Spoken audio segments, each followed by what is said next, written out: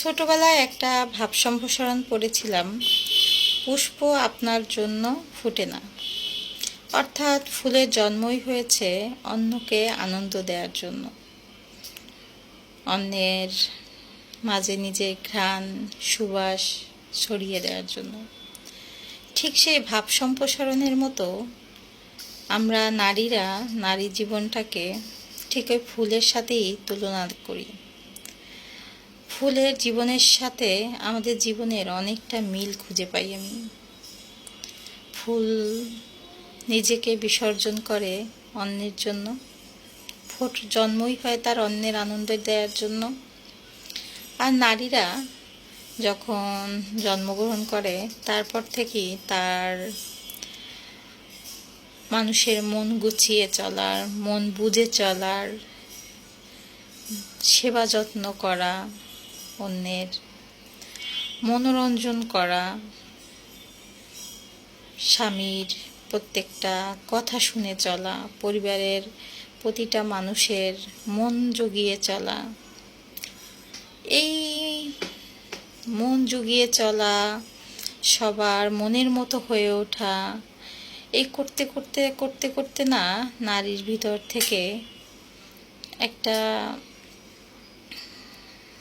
নারী যে সত্তা, সেটা কি হয় যে নারী মানবতার ফেরিওয়ালা, এরকম একটা টাইপ।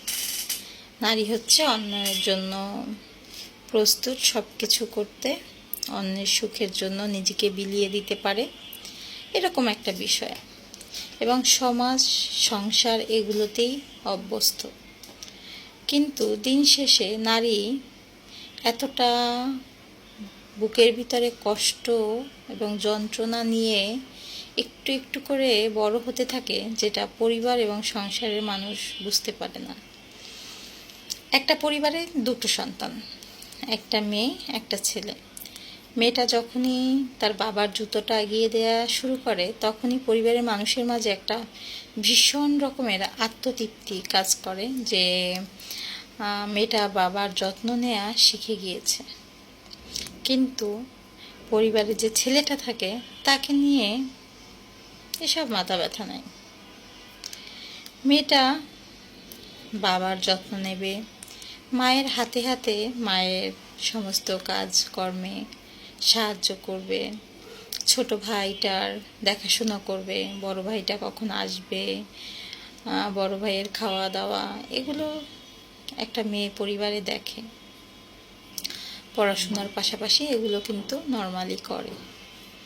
তারপরে মেয়েটা যখন আবদার করে পরিবারের কাছে যে আমি আজকে বান্ধবীদের সাথে, আমার ক্লাসমেটদের সাথে আমি একটু ঘুরতে যেতে চাই, তখন কিন্তু পরিবারের মানুষরা হাজারটা প্রশ্ন করবে এবং হাজারটা প্রশ্নের মাঝে তাকে ফেলবে, বলবে তুমি একটা মেয়ে, এত রং ঢং ভালো না, এভাবে ঘুরতে যাওয়া যাবে না, মেয়ে মানুষ বাইরে থাকা যায় না, তো যা করবা বিয়ের পরে করবা, স্বামীর সাথে ঘুরবা। তো এভাবে করতে করতে মেয়েদের একটা জীবন শেষ হয়ে যায়। তারপরে শুরু হয় সংসার জীবন। স্বামীর ইচ্ছে, স্বামী যা চাবে সেইভাবে চলা, স্বামীর মনোরঞ্জন করা, স্বামীর মনের মতো হতে পারলে ভালো বৌমা মানে বউ হওয়া। শুধু যে তুমি স্বামীর ভালো বউ তা না, তোমার স্বামীর বাড়ির প্রত্যেকটা মানুষকে ভালোবাসতে হবে, আদর যত্নে তাদের রাখতে হবে, তাদের মন মতো চলতে হবে, এক কথায়। তারপরে তুমি হতে পারবা একজন ভালো বৌমা। এই এত কিছুর পরে তারপর সংসারে, নিজের সংসারের এত দায়িত্ব কাঁধে পড়ে যায়, মেয়েটার কিন্তু আর ওই যে ঘুরতে যাওয়ার ইচ্ছেটা সেটাই হারিয়ে যায়। কিংবা ইচ্ছে থাকলেও আর সংসার জীবনে এসে সেটা অনেক নারীর ক্ষেত্রেই হয়ে ওঠে না। বাবার বাড়ি থাকতে যে স্বপ্নগুলো সে দেখতে থাকতো, স্বামীকে নিয়ে সে হানিমুনে যাবে, স্বামীকে নিয়ে সে বিভিন্ন জায়গায় ঘুরতে যাবে, এর কোনোটাই আসলে নারীর জীবনে, অধিকাংশ নারীর জীবনে হয়ে ওঠে না। আসলে আধুনিকতা এবং আমরা যে বলি ডিজিটাল, এই বিষয়গুলো আসলে প্রত্যেকটা আসবাবপত্র কেন্দ্রিক, কিন্তু আমাদের এখনো মানসিকতা, আমাদের বলে না মগজের ভিতরে কিন্তু সেই ধুলোই পড়ে আছে। কখনো আর মেয়েদেরকে সেই স্বাধীনতাটুকু, মেয়েরা যে একটা মানুষ, মানে সেটাকে এইভাবে বিবেচনা করা হয়, মেয়েটা একটা মানুষ কিন্তু রক্ত মাংসে গড়া মানুষ, অনুভূতিহীন মানুষ।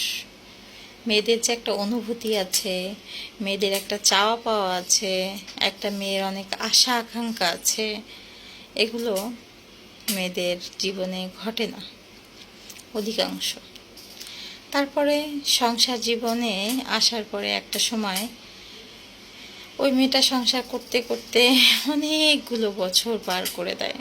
তারপরে তার সন্তানরা বড় হয়ে যে যার মতো ব্যস্ত হয়ে যায়, যে যার মতো সংসার হয়, পড়াশোনার সুবাদে দেশ বিদেশে ঘুরে বেড়ায়। মাকে নিয়ে ঘোরার আর সময় কিন্তু হয় না। কি হলো তাহলে? বাবার বাড়িতে থাকতে বাবা মার কথা শুনে চলল, স্বামীর ঘরে আসার পর স্বামীর মন গুছিয়ে চলা, সন্তান বড় হওয়ার পরে সন্তানদের ইচ্ছেতেই চলা। নারীর ইচ্ছে বলে কিন্তু কিছুই আর থাকলো না। এটাই হচ্ছে নারী জীবন। তারপরে একটা সময় ওই যে বাবার বাড়ি, তারপরে চলে আসা স্বামীর বাড়ি, শ্বশুর বাড়ি যেটাকে বলে, তারপরে সন্তানের বাড়ি, তারপরে নিকট সেই গহীন অন্ধকার। মেয়েদের আসলে নিজের অস্তিত্ব, নিজের সত্তা বলতে আসলে কিছুই নাই। দিন শেষে সেই নিকট অন্ধকার কবরস্থানেই মেয়েদের আসল ঠিকানা।